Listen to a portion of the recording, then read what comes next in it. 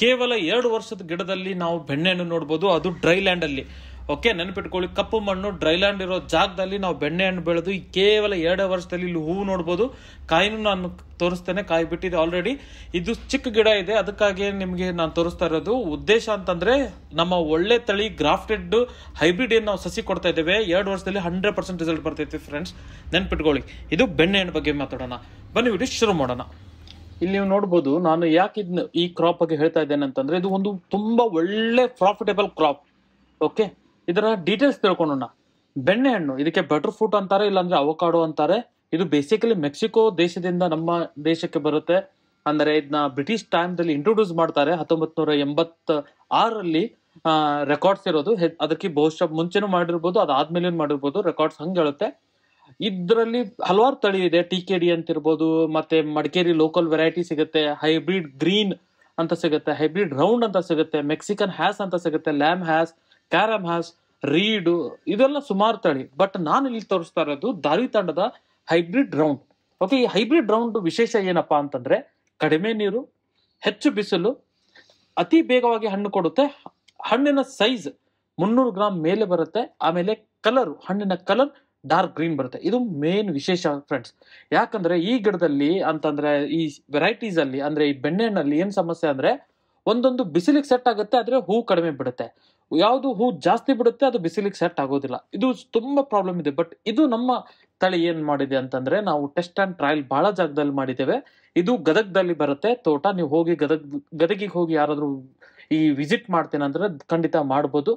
Okay, ಇದ್ರ drone shots ಹಾಕ್ತೇನೆ ನಾನು, ಎಷ್ಟು ನೀಟಾಗಿ ಬರುತ್ತೆ ಅಂತ ಹೇಳಿ. ಈ ವರ್ಷ ಇವರು ಇನ್ನೂ ಒಂದು 500 ಸಸಿಕ್ಕಿಂತ ಜಾಸ್ತಿ ಮೆಕ್ಸಿಕನ್ ಹ್ಯಾಸ್ ಮತ್ತೆ ಈ ವೆರೈಟಿ ರೌಂಡ್ ವೆರೈಟಿನ ಹಾಕ್ತಾ ಇದ್ದಾರೆ.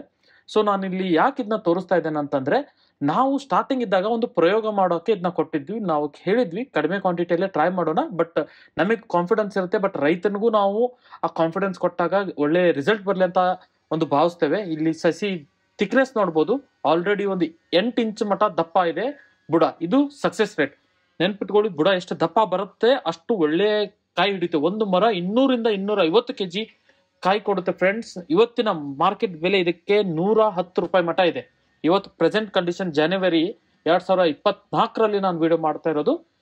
ಇದಕ್ಕೆ 110 ರೂಪಾಯಿ ಮಾರ್ಕೆಟ್ ರೇಟ್ ಇದೆ. ನಾನು ನಿನ್ನೆ ಅಷ್ಟೇ ಕಾಲ್ ಮಾಡಿ ಕೇಳಿ ಇದರ ಡೀಟೇಲ್ಸ್ ತಗೊಂಡು ವಿಡಿಯೋ ಮಾಡ್ತಾ ಇದ್ದೇನೆ, ಅಂದ್ರೆ ಮಾರ್ಕೆಟ್ ರೇಟ್ ಬಗ್ಗೆ ಹೇಳ್ತಾ ಇರೋದು. ಓಕೆ, ಇಲ್ಲಿ ನಮ್ಗೇನು ಸಮಸ್ಯೆ ಬಂದಿಲ್ಲ. ನಾವು ಇದಕ್ಕೆ ಡ್ರಿಪ್ ಕೊಟ್ಟಿದ್ದೇವೆ. ಬ್ಲ್ಯಾಕ್ ಮಣ್ಣು ಇರೋದ್ರ, ಕಪ್ಪು ಮಣ್ಣು ಇರೋದ್ರಿಂದ ನಾವು ಇದಕ್ಕೆ ಪ್ರತಿ ವಾರಕ್ಕೆ 2 ಬಾರಿ ನೀರು ಕೊಡ್ತಾ ಇದ್ದೇವೆ. ಈಗ ಸ್ಟಾರ್ಟಿಂಗ್ ಪ್ರತಿ ವಾರಕ್ಕೆ 3 ಸತಿ ನಾವು ನೀರು ಕೊಡ್ತಾ ಇದ್ವಿ. ಕೆಂಪು ಮಣ್ಣಿದ್ರೆ ಪ್ರತಿದಿನ ಒಮ್ಮೆ ಕೊಡೋದು ಒಳ್ಳೆಯದು. ಇನ್ ಕೇಸ್ ನಿಮ್ಮ ಕೆಂಪು ಮಣ್ಣಿದ್ದು ಅದರಲ್ಲಿ ಕ್ಲೇ ಕಂಟೆಂಟ್ ಅಂದ್ರೆ ಮಣ್ಣಿನ ಅಂಶ ಜಾಸ್ತಿ ಇದ್ದು ಮರಳಿನ ಪ್ರಮಾಣ ಕಡಿಮೆ ಇದ್ರೆ, ನೀವು 3 ದಿನಕ್ಕೆ 4 ದಿನಕ್ಕೆ ನೀವು ಖಂಡಿತ ನೀರು ಕೊಡಿ. ಡೈಲಿ ನೀರು ಕೊಟ್ರೆ ನಮ್ಮ ತಳಿಗೆ ಸೆಟ್ ಆಗೋದಿಲ್ಲ. ಓಕೆ, ಬರೋದಾದ್ರೆ ಇದಕ್ಕೆ ರೋಗ, ನಾವು ಹೇಳ್ದಂಗೆ ಜನರಲ್ಲಿ ಬಹಳ ರೋಗ ಕಡಿಮೆ. ರೋಗ ಇಲ್ಲ ಅನ್ನೋದು ಸುಳ್ಳು, ರೋಗ ಇರುತ್ತೆ ಬಟ್ ಬಹಳ ಕಡಿಮೆ ಮೇಂಟೆನೆನ್ಸ್ ಅಲ್ಲಿ ಒಳ್ಳೆ ಲಾಭ ಕೊಡ್ಬೇಕಂದ್ರೆ ಇದು ಒಂದೇ. ಎಕರೆಗೆ ನೀವು 6 ರಿಂದ 7 ಲಕ್ಷ ಮಟ್ಟ ಇದಕ್ಕೆ ನಾವು ಟಾರ್ಗೆಟೆಡ್ ಪ್ರೈಸಿಂಗ್ ಅಂತೇವೆ. ಓಕೆ, ಇಲ್ಲಿ ನಿಮ್ಗೆ ಕಾಣ್ತಾ ಇರೋದು ಮೈಟ್ಸ್ ಅಂತಂದ್ರೆ ಬೇಸಿಕಲಿ ಬಿಳಿ ಹುಳ ಅಂತ ಅಂದಾಗ ಅದೇನಾಗುತ್ತೆ, ಅದ್ರ ಮೇಲೆ ವ್ಯಾಕ್ಸ್ ಲೇಯರ್ ಇರುತ್ತೆ. ನಾವು ಕೆಮಿಕಲ್ ಹೊಡೆದಾಗ ಅದು ಹೋಗಲ್ಲ. ಓಕೆ, ಇದು ಬೇಸಿಕಲಿ ಮಿಲಿ ಬಗ್ಸ್. ಇಲ್ಲಿ ನಿಮ್ಗೆ ಕಾಣ್ತಾ ಇರೋದು. ಸೊ ಈ ಮಿಲಿ ಬಗ್ಸಿಗೆ ನಾವು ಸೋಪ್ ವಾಟರ್, ಓಕೆ, ನಾವು ಏನು ಶಾಂಪೂ ನೀರು ಯೂಸ್ ಮಾಡ್ತೀವಲ್ಲ ಅದನ್ನ ನೀವು ಸ್ಪ್ರೇ ಹೊಡೆದ್ರೆ ಖಂಡಿತ ಅದು ಕ್ಯೂರ್ ಆಗುತ್ತೆ. ಅದು ಬಿಟ್ಟು ಏನು ಡೆಡ್ಲಿ ರೋಗ ಆಗ್ಲಿ ಹುಳುಗಳಾಗ್ಲಿ ಏನಿಲ್ಲ. ಓಕೆ, ಹಣ್ಣು ಬಿಟ್ಟಾಗನು ಅಂತದೇನು ದೊಡ್ಡ ರೋಗ ಹುಳ ಕಂಡಿಲ್ಲ. ಇಲ್ಲಿ ನಿಮ್ಗೆ ಚಿಕ್ಕ ಹುಳ ಏನ್ ಕಾಣ್ತಾ ಇದೆ ನಾವು ತೋರಿಸ್ತಾ ಇದ್ದೇವೆ, ಇವೆಲ್ಲ ಕಾಮನ್. ಇದರಿಂದ ಗಿಡಕ್ಕೆ ಏನು ಹಾನಿ ಇಲ್ಲ ಫ್ರೆಂಡ್ಸ್, ನೆನ್ಪಿಟ್ಕೊಳ್ಳಿ. ನಮ್ಮ ಎಲೆ ಕ್ಲೀನ್ ಇದೆ, ಎಲೆ ಮೇಲೆ ಯಾವುದೇ ಚಿಕ್ಕಿ ಮತ್ತೆ ರೋಗ ಅಂತದ್ ಬಹಳ ಕಡಿಮೆ. 1-2 ಗಿಡದಲ್ಲಿ ಕಂಡಿರ್ಬೋದು, ಬಟ್ ಬಹಳ ಕಡಿಮೆ. ಇದಕ್ಕೆ ಮೇಂಟೆನೆನ್ಸ್ ಅಂತ ಏನು ನಾವು ಪ್ರತಿದಿನ ಸ್ಪ್ರೇ ಹೊಡೆದಂತಲ್ಲ.